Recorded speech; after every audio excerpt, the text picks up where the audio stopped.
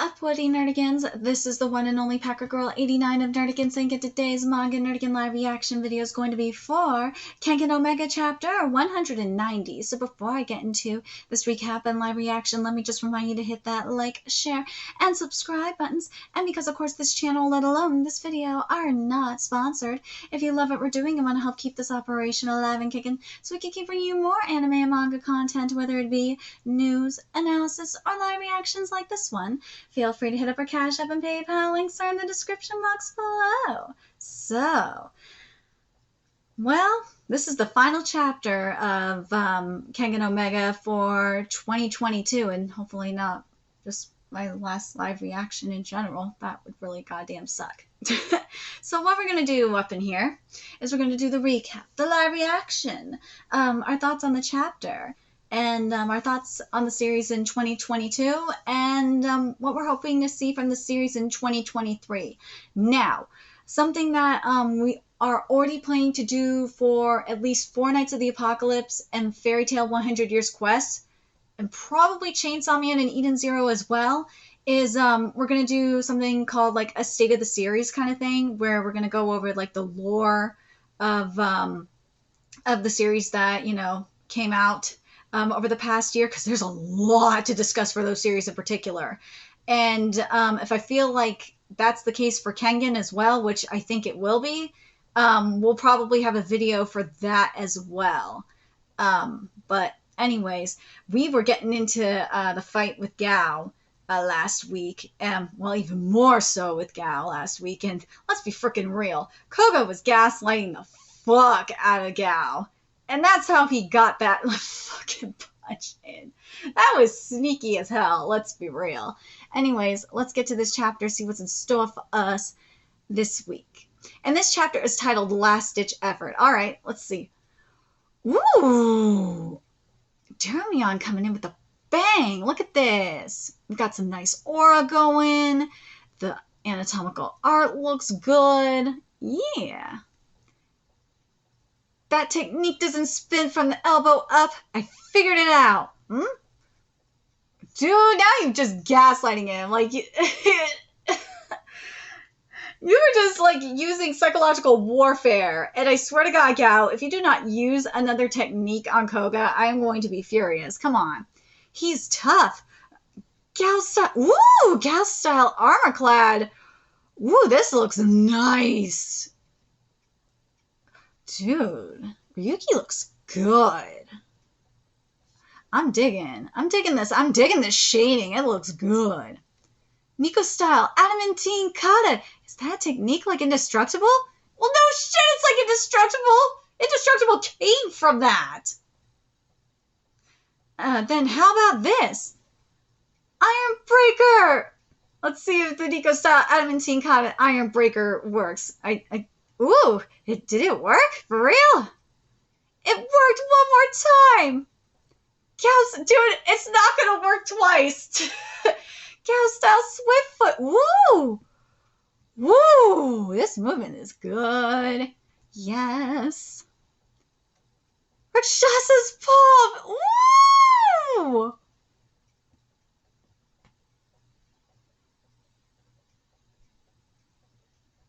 I'm very happy with this.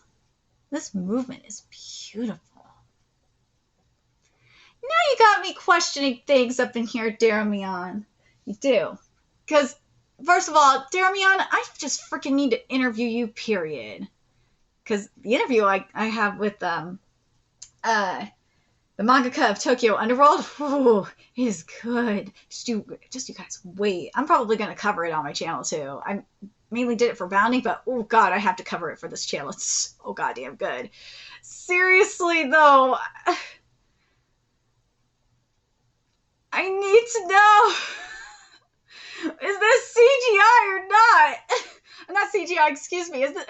God damn it, stupid anime! Stupid fucking Tazai anime got me thinking the CGI robot things. No, is this AI or not?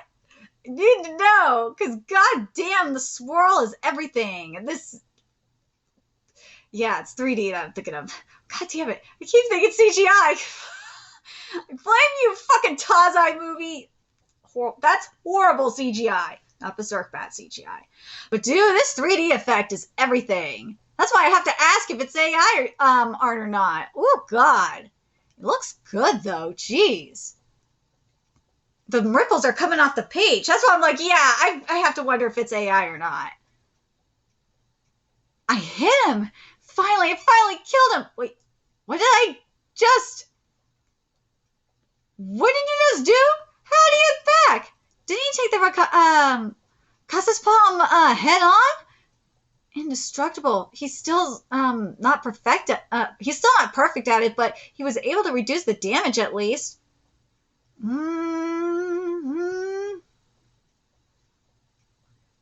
Let's see. Nico's adamantine caught it indestructible. That was a close one. Fuck me, he caught me off guard. Dude, he is screwed. If Oma hadn't taught me indestructible, I'd be out of the fight. That's 4 now. All that's left is my ace in the hole. Shit, I can't believe I dropped my guard. What was I thinking just now? Do I want to kill Koga?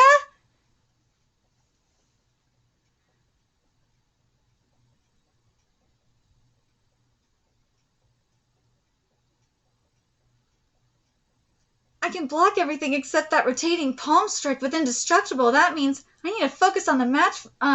Wait. I need to focus on the match for now. I need to avoid those hard strikes, whatever the cost. I'll give it a shot. There's just one thing to do. Huh? What the?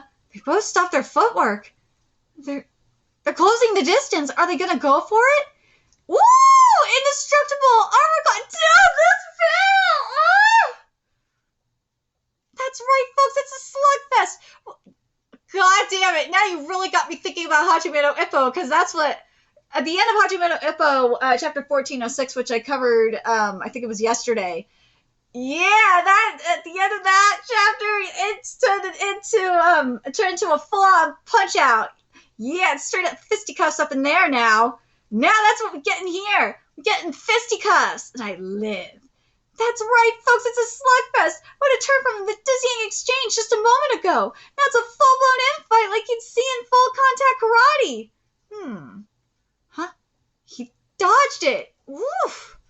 What an intense exchange. Dude, this art is fabulous, Daomion. They're dodging each other's attacks at such close range. I get it now. Narushima's special punch, Iron Breaker, and Gao's spiral palm. They're watching out for each other's signature moves. The Rakshasa's palm, yes. They're especially watching out for attacks to their meridian. There we go. Their meridian. Torso. They're just watching for their signature moves and not even bothering to defend against their other attacks. Oh, I see. So they're fully focused on dodging their finishing blows.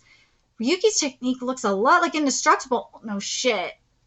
Indestructible is a technique that contracts all the muscles in your body. It inherently limits joint movements. If he keeps on using the Rakasha's palm from that state, he'll ruin his joints. Woo, shit. He's not thinking ahead at all. Dude, look at that. Woo. Iron Breaker. Damn it, he's watching out for my Iron Breaker. No shit, you gotta use something else, you fucking moron. On top of that, Ryuki's got more experience with Indestructible than me. And I gotta find a way to turn this around. Dude, you see the steam coming off. You're done, Koga, seriously. And I know just the thing. Is he going limp? He's making his move. Now's my chance. I'll lure him in, wait until the last moment, then finish him with the counter. Come and get it, Koga. Bring it, bitch. Koi's style Rakshasa's palm. Give me something else than this! Oh no, he's a step ahead of him. Adamantine caught an Iron Breaker, a Flame caught a Raging Fire, Adamantine and Flame caught a Flashing Steel. Ooh! We're going with this?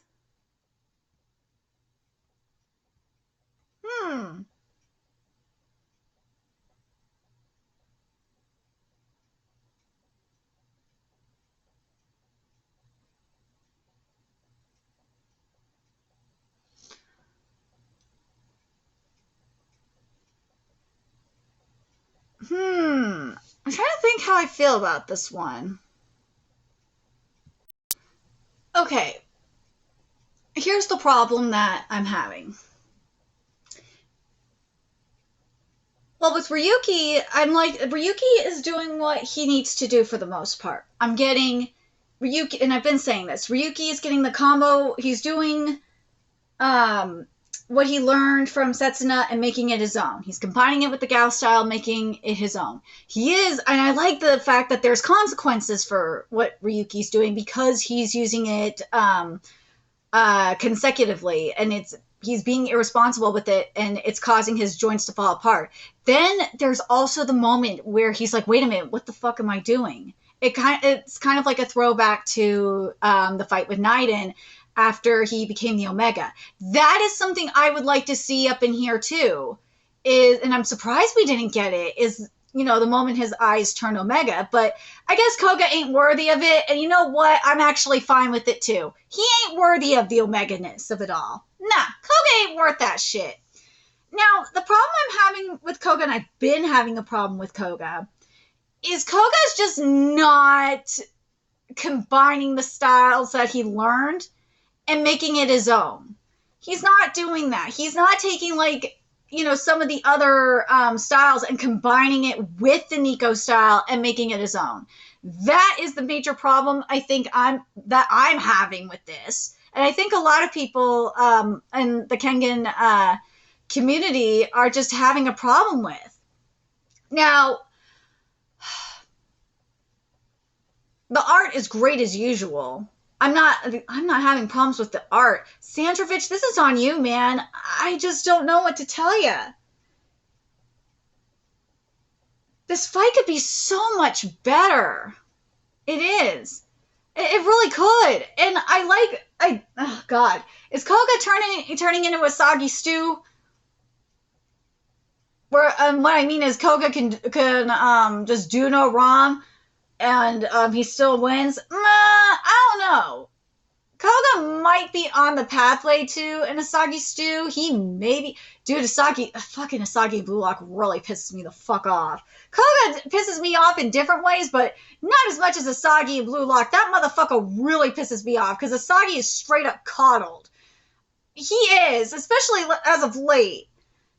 Koga is not... I don't know if Koga is as coddled as Asagi is, but Koga is... let's be real, Koga is kind of coddled. Not as coddled as Asagi is. Nah, he's not that coddled. That motherfucker's straight up coddled. But this is definitely a problem. This is straight up a problem. I thought the thing that's kind of bugging me is, where's the worm in all this? I thought that the worm was going to interrupt this shit. Where are they? Seriously, where's the worm? But let's get to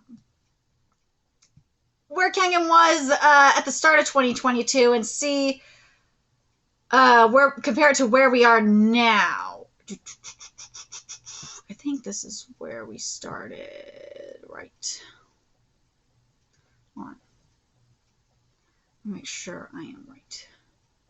Okay, so where we started at in 2022 was the Kyrie fight with Edward Wu versus like Katahara and shit. And Edward Wu, we were in the middle of it, and this is when Edward was powering up and hitting 100% and shit. Oh my god, that fight was fucking lit!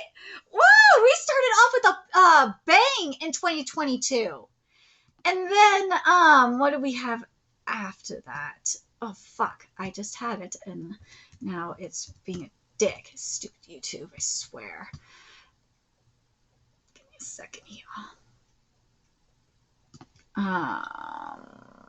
Okay, and then we saw Edward's true power, and like we saw another thing that we saw here, and I'm hoping we're gonna see in 2023 is I want to see more of Ryan too, because Ryan transcended, and that was badass as hell too. Oh my god.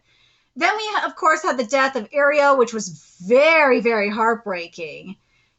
Then we got, oh god, that needs to come back to Misaki. That's a good question though. Is Misaki going to play a role in what's going to be coming later on? I kind of hope so, because Misaki, though, that was such a fucking trip.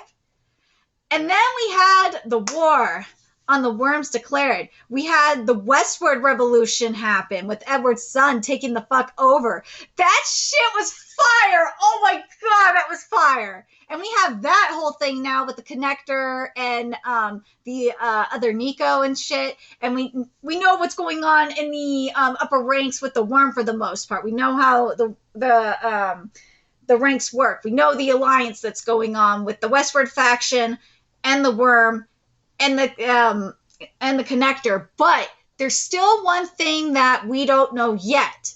We did get his debut though. We got Mikaku's debut, which was a long time coming. It was, but there's still more with Mikaku, and we'll get to that in a minute that needs to happen. We had the worm is starting to cause like some terrorist attacks, which was really cool to see.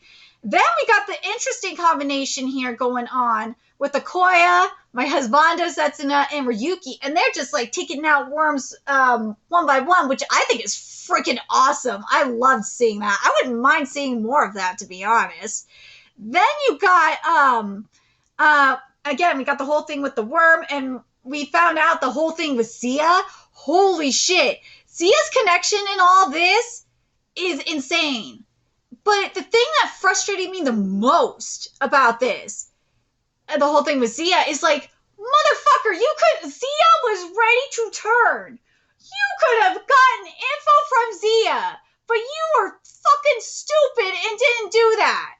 You didn't hear him out, be like, bruh, he would have turned. You could have gotten info on the worm. You could have had him be a double agent. I know he was being tracked, but shit. You guys are fucking stupid. That pissed me off. Oh my god. Oh my god, that really made me mad. You had no idea. Holy shit. And Zia deserved way better than this. He deserved way better than the fuckery he got. I like Zia's backstory. I can't believe how much I ended up liking Zia in terms of his lore. His lore was very interesting. And to me, it would have been very cool to see him double cross the worm and have him turn. It would have been so interesting. You could have gotten so much cool content from that. That was so sad. Sandrovich, that was such a letdown. Then we have the fuckery that happened with Zia and Koga. This is what I mean by Koga becoming maybe it should be a Koga stew instead of an Asagi stew, because he was being the Gary stew first. This is what I mean by this. Is like Koga getting this easy kill or this easy win. I'm just like, dude, and also Ryuki is being impressed by this. I'm like, Ryuki, you beat the fuck out of him first.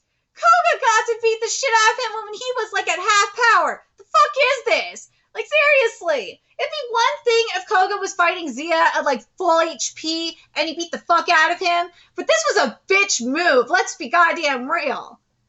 That was a bitch move by the association as well. I'm just thinking, dude, this is where Koga was really coddled. And that pissed me off. I'm like, what is this? This was such bullshit. Oh my god. And I hope we get another Kengan Annihilation tournament to make up for this fuckery that's happening up in here. I'm sad about the Falcon, though. I'm sad.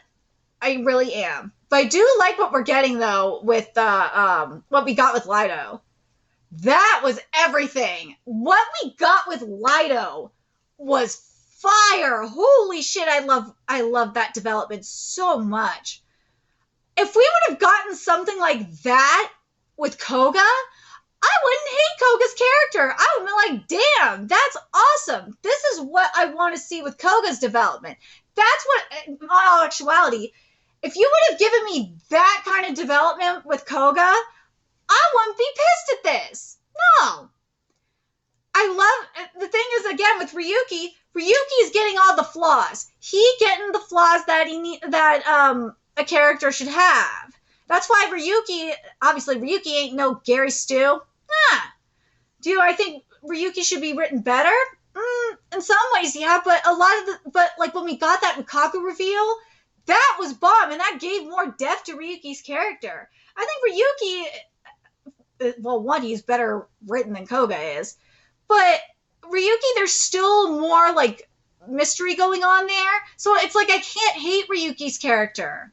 Nah, especially when we found out, when Ryuki was talking about the inside, I'm like, yeah, there's definitely more going on there that Sandra Bitch hasn't uncovered yet. I'm really looking forward to that. And I fucking love Setsuna so much. That's my husbando. That's my man. I do. But going back to Ryuki for a second, what I really loved, I fucking loved Ryuki giving Koga the business and showing how sheltered he is. Pointing out, look, bro, I came from the inside. You don't know shit about me, man. You don't even try to understand me. You're just fucking sheltered and coddled. Like, if you were in my shoes and knew what was going on with me, like how I grew up, then maybe you could understand, why I am in terms of my fighting style. But nah, you don't understand shit. God, Koga really pissed me off. He's not even trying to understand. He's just being an asshole. Shit, he didn't even ask Oma about that. Like, if he would have, that's what another thing that bothered me. If Koga would have asked Oma, like, Ryuki was talking about life on the inside. You lived on the inside. Can you tell me about it? And Koga, or not Koga. If Koga would have asked that and Oma would have, gave him an idea of what life was like on the inside, or his experience, or even took him to the inside, then maybe Koga's character would not be such a fucking brat. Seriously. And now there's also the stuff with the connector that's very interesting. Like, there's the theories of Connector being a clone himself. Are Ryuki and Oma cloned from the Connector? Like, I'm so curious about this. I know I said, oh god, it was Irio, not Katahara that died. Oh my god, what the fuck is wrong with me? Jesus Christ, it's early. But I hope this, oh god, this is going to be very interesting. It's going to be very, very interesting. Now, with the fights in the tournament so far, Cosmo, I am sorry. I am sorry you were treated like shit. You deserve better. That's my boy. I can't believe Koga is getting away with this fuckery and you were treated like shit. I am very sorry. But, as I said, Lido was fucking amazing. Lido is a boss. But then we got this here, which connected Katahara to the Connector. See, this is why I gotta do this fucking video about the state of the series here. Because Katahara being connected to the Connector and that war, holy shit.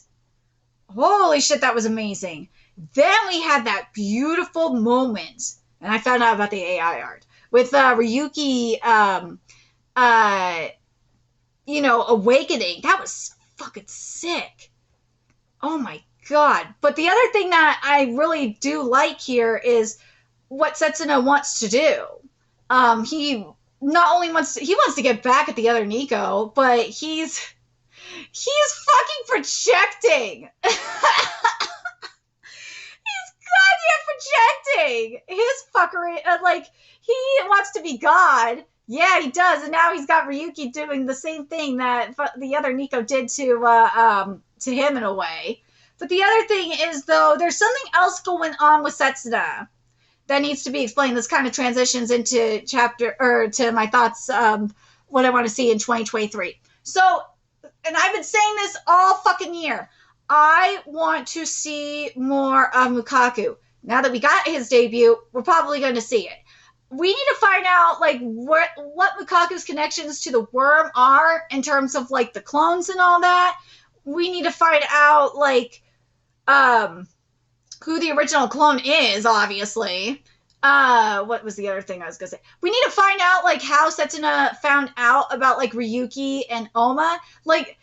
It sounds like, based off what Setsuna said, that Takedo Nico, the original Takedo Nico, could be who Oma and Ryuki are cloned from. Sure, that could be the case. But then there's the Connector. Could the original Chiquita Nico that we saw, could he be cloned from the connector? That would be such a fucking trip. Oh my god. If they're all fucking cloned from the connector, that would be such a goddamn trip. Oh my god, why didn't I think of that sooner? Jesus Christ. What do you guys think about that? That would be such a goddamn trip if they were all cloned from the connector. Oh my god, that would be a trip. Now, in terms of Koga, Koga's got to he's got to get a reality check on the inside, like what the inside's really like. Part of me is like, when they do go ultimately to face the worm, and Mukaka would, and you know, if Mukaka is the real enemy, like I've been thinking for a while, like from the start, if he is the real enemy, or he's then and they have to go in the inside, I kind of don't want Koga to go. Koga can just stay the fuck out. Like, seriously. Koga probably should, so we can make sure that, because the worm is probably going to do some fuckery in the city anyway, so probably should stay behind. And plus, Koga would get fucked up on the inside anyway. Let's be real. But I'm hoping that we're going to see in January, probably, maybe even February, we're going to start getting the worm, like, intervening with the Annihilation tournament, or not the Annihilation, with the Berserker tournament. I feel like that's probably why the connector left, because there's going to be fuckery ensuing. But we'll have to wait and see in regards to that. But in terms of, like, them raiding the actual inside, that will be very interesting to see. If that's going to happen next year, or if that will be, like, in 2024. It just depends on Sandrovich's pacing. I just want to fucking see, like, if this is why I think Ryuki, I don't mind Ryuki losing it, because that means we get to get, you know, the worm gets to take Ryuki, and, you know, they go to the inside. Fine, I want to see that. Let's go the inside. Fuck this tournament. I want to go the inside. That's what I want. And I think that's kind of what Setsuno wants too, in a way. Because, let's be real, Ryuki is bait for the worms. Let me know your thoughts in the comment section below, what you guys think. What did you guys think of this chapter? Do you guys think that we're going to start off with, after the match is over and probably Koga's going to win, that the worms are going to come for Ryuki and take him to the inside? Because why else would Setsuno say this shit about, like, Ryuki awakening? That had to be fucking bait for them worms, whether Ryuki knows it or not. Let me know your thoughts in the comment section below, and remember to like, comment, share, and subscribe to Nerdigans Inc. If you love what we're doing and want to help keep this operation alive and kicking, so we can keep bringing you more Kengan content, a few ways you could do that. Donate to our Cash App, PayPal, Patreon, purchase something off our Amazon wishlist, all that's in the description box below. Also, make sure you follow us on Twitter, Twitch, Discord, friend us on PlayStation Network, that's in the description box below as well. Till next time, Nerdigans, I will be seeing you later. Bye!